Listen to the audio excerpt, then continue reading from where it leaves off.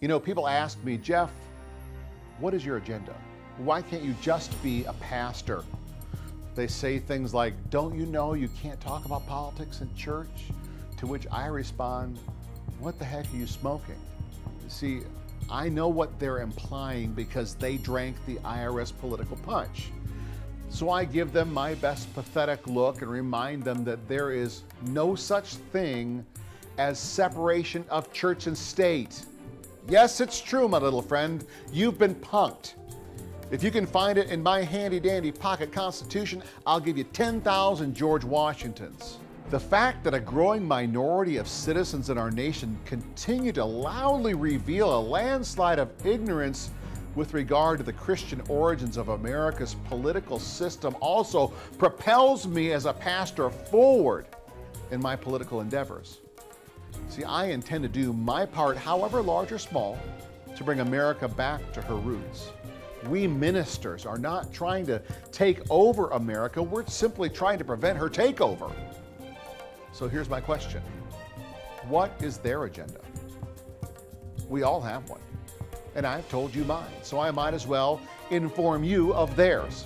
See, they intend to force a federally established religion which trumps all other religions in America, the religion of secular humanism.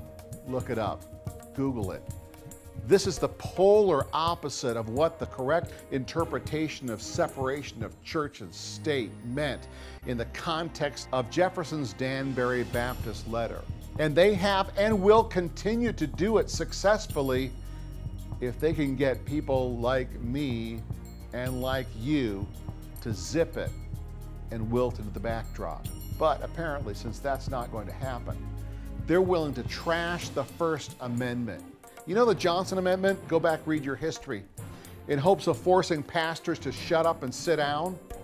Has anyone noticed how often the First Amendment is attacked and undermined by the pathetic progressives in this country? In their minds, it's okay to display a statue of Jesus smeared with elephant dung or human urine in the name of free speech, but apparently, just apparently, art is protected speech. But speech is not protected speech. Well, I have noticed. And I didn't trade in my First Amendment rights for ordination papers, and I can only hope to embolden my peers. That's you. I can only hope to embolden you, my fellow pastors.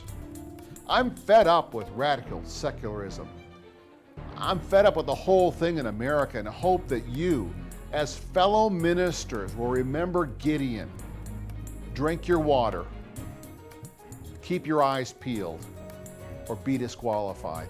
Folks, Jesus called us to be salt and light in this world. Yes, that even means the messy world of politics. Every aspect of our lives intersects with politics. So I say, rather than griping about the pathetic decisions of the twisted folks who Twitter, Facebook, and email their private parts to complete strangers, how about if we replace them with men and women of godly character? How about if we, the pastors, stand boldly on our platforms and proclaim the whole truth and nothing but the truth? We are not just called to be pastors in the pulpit, but prophets in the land. So I hope you'll join me and 1,000 other pastors across this country for Pulpit Freedom Sunday, October 7th, 2012, as we declare the truth and partake in the bounty of our First Amendment rights.